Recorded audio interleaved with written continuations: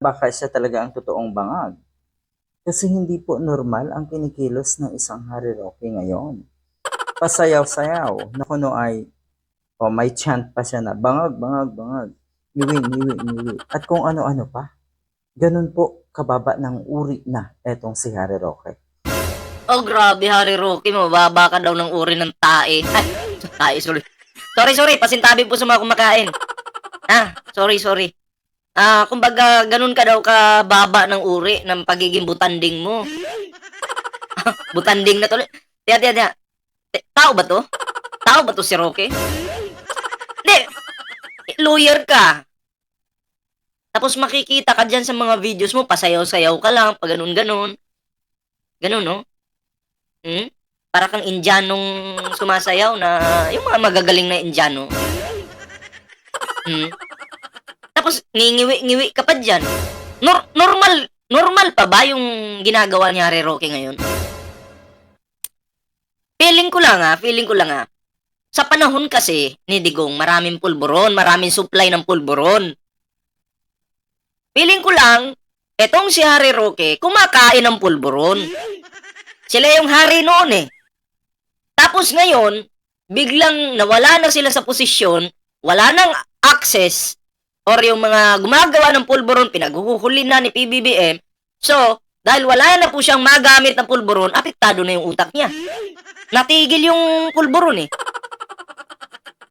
Kasi, ang isang Harry Roque po, dapat professional magsalita. Diba? Kahit sinungaling. Matatanggap pa siguro yun eh, ng mga Pilipino eh.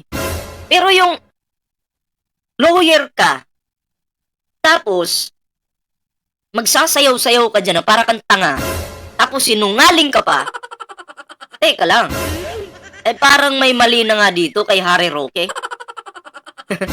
Kumbaga yung gobyerno, inaasar na lang niya.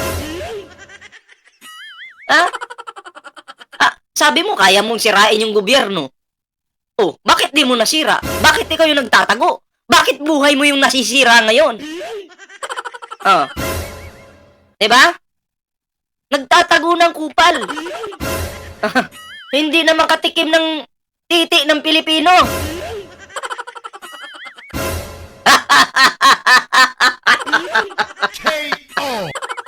Hoy!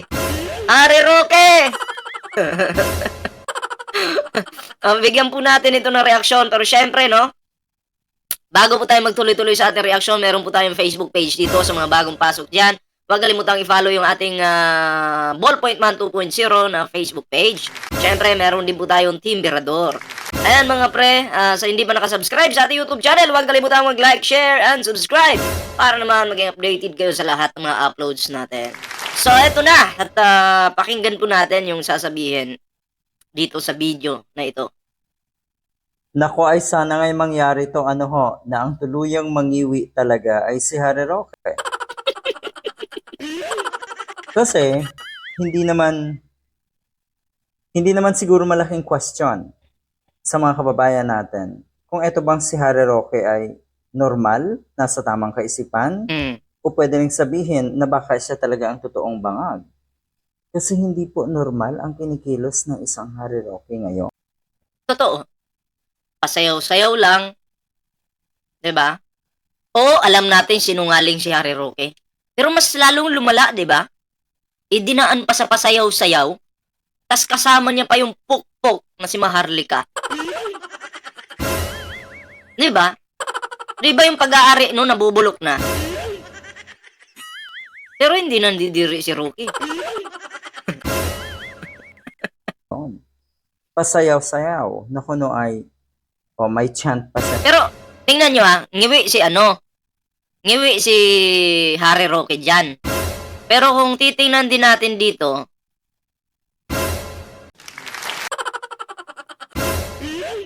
pareho lang parehong ngiwi si Dado, ganun din. Ngiwi din si Dado. So, ibig sabihin, gumagamit ito. Kumakain ng pulburon to. Ang ngiwi eh. Syempre, sino bang naunang nanghusga sa mga ngiwi? Di ba yung mga DDS? Pati yung mga na-stroke, dinamay nyo.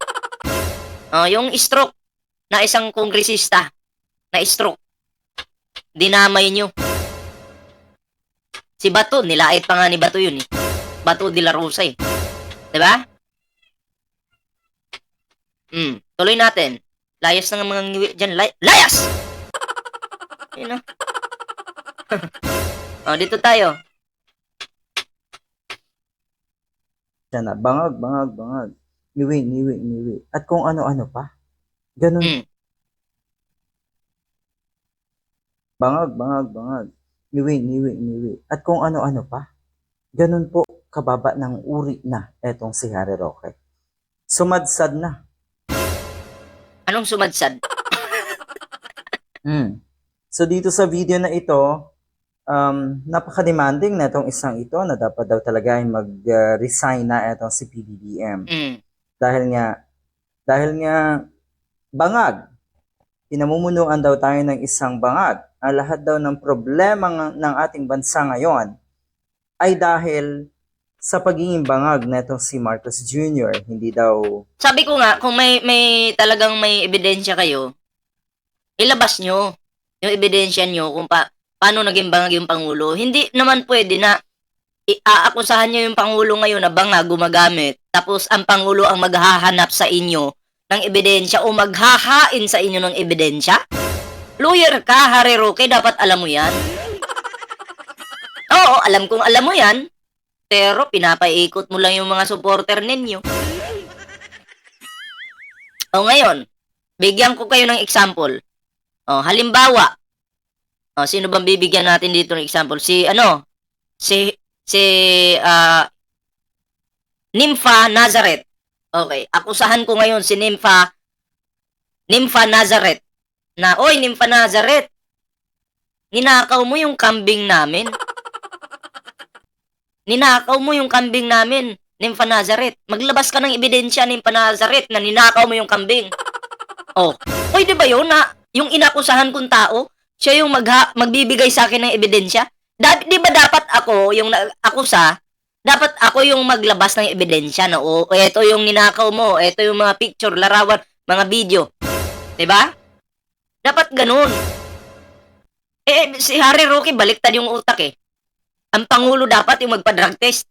Siya yung nag-akusa, tapos ang Pangulo ang magpa-drug test. Tama ba yun? Pangulo ng Pilipinas, uutusan ng pasayaw-sayaw lang na naging mukha ng tanga ngayon? Tama ba yun? Di ba isang malaking katangahan?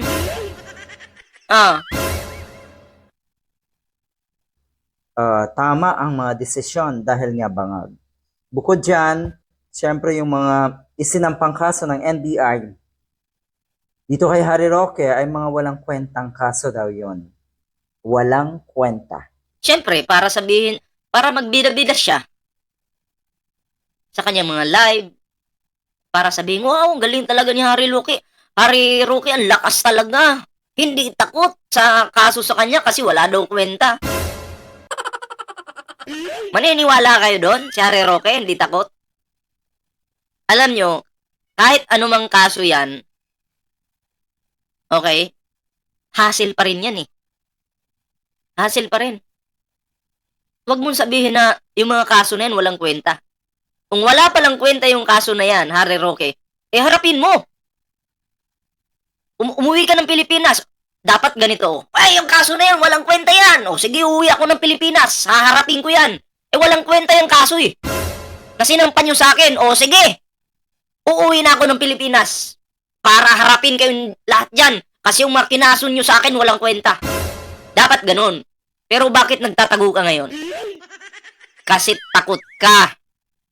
Yung walang kwentang sinampa sa'yo, kinatatakutan mo talaga yan. Ma'am Anita Subido, shoutout po. Huwag nga kami. Siguro nga ngayon natin talaga masusubukan kung seryoso nga etong NBI, ang ating gobyerno, para panagutin ang mga katulad ni Harry Roque. Panagutin sa taong bayan. Dahil unang-una, ang mga katulad po ni Harry Roque ang nambalasubas sa ating bansa, sa ating mga kababayan. Tama. Ng brainwash. 'Di ba? Ang brainwash. Yung gamit ay yung galit ng mga Pilipino, ginagamit nila. At mas lalo nilang ginagalit yung mga Pilipino. Hmm, Naluktot ang kaisipan ng ilan nating kababayan. At ngayon ay malala ang kanyang paninira. Yung sinasabi niya na kaya niyang magpabagsak kuno ng isang gobyerno. mm. Eto, sa anong paraan? Sa napakababang uri. Sa paraan na napaka-sleazy or napaka-cheap. Ganyan po ngayon ang isang Harry Roque. Tignan nyo, mukhang matutuluyan na itong isang ito. Sa lahat ng napapanood natin sa social media, napapadaan tayo sa mga upload na itong si Harry Roque, makikita mo siya ang totoong bangag. Totoo, no? Totoo, totoo. Ako'y naniniwala. Pero kayo maniwala ba na si Harry Roque hindi gumagamit yan? Ah? Maniwala ba kayo? O hamunin ko si Harry Roque, hinahamon kita. Fire follicle test tayong dalawa. Tapos, kung sino yung magpa-positive, papatayin. Oh, papatayin, babarilin sa noo. Hmm. Payag ka ba, Harry Roque? Payag ka. Ay, hindi ka papayag. Bangag ka eh. Adi ka, Harry Roque. Oh, hamon ko yan kay Harry Roque. Papatayin yung ano, yung mapapatunayang bangag o gumagamit. Ano? Papayag ba kayo? Sabi ni Salama Ansam, hamunin mo si BBM. Hamunin ko yung Pangulo? Dapat si Harry Roque yung hamunin ko. Oh, kasi bangag naman yun eh. Yun yung totoong bangag. Gustong tsumupa yun eh. Pasayaw-sayaw pa, laki ng tiyan. Diba? Pasayaw-sayaw pa. Kung hindi ka bangag, dapat professional kang magsalita. Kasi lawyer ka eh. Tapos ngayon, si PBBM, yung hamon ko, gusto mo, mapunta doon kay PBBM? Alam naman natin na si PBBM, nag-negative na yan eh. Kasi hindi ka naman po pwedeng tumakbo ng pagka-presidente ng Pilipinas kung ikaw ay positibo sa pinagbabawal na gamot. Ang tanong dito, bakit itong si PBBM ay naging presidente? Tanga-tanga talaga pag DDS. Itsura pa lang. Di ba? I mean, hindi Itsura pa lang. KO! Itsura pa lang. Sige, tuloy. naman sa paghahamak ng itsura ng may itsura, Pero talaga ba? Coming from you? Ikaw yung mag-aakusa na bangag ang isang tao?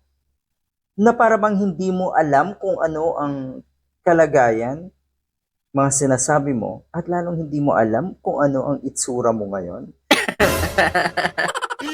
Ang sama. Ang sama. Itsura na yung tinatamaan dito eh, no?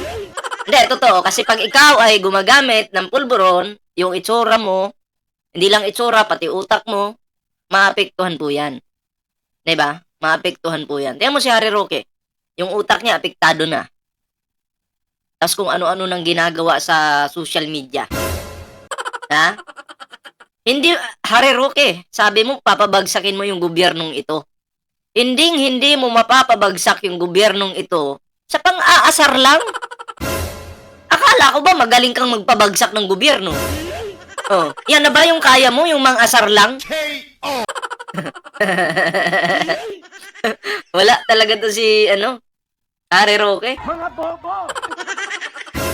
Bobo talaga. So, yun lang yung ating reaction dito, no, kay Harry Roque. Abangan nyo po mamaya yung mga natin, mga uploads natin mamaya. Oy, sa hindi pa po nakapag-like dyan, libre pong mag-like. Huwag kalimutang mag-subscribe at i-share ang ating live ngayon. Abangan nyo po mamaya, meron po tayong mga upload. Okay? Marami po tayong upload mamaya at abang-abangan nyo po yan. Only in the Pinas where addict becomes president. Long live the new Pinas. Of His Majesty King Romualdez. Manuel Abog. Ang tingin ko dito kay Manuel Abog, pipin ko Ah, si Harry Roque tumae.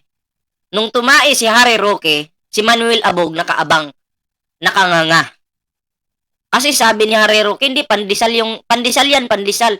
Eh di kinain ni ano ni Manuel Abog. Yung pala tae. So anong tawag sa Manuel Abog? Eh di ba utu-utu ka? Isama mo na yung anak mo, pamilya mo, buong angkan mo. Mga tanga kayong lahat. Mga bobo kayong lahat. Mga inutil kayong lahat. Mga utu-utu kayong lahat. 'Di ba? Eh namana mo yung katangahan eh. Nang ninuno mo, tatay mo. 'Di ba? Ah, kaya congratulations, Abog. Ah, ah, congratulations. Dahil namana mo yan. Ipamana mo pa sa mga susunod na henerasyon.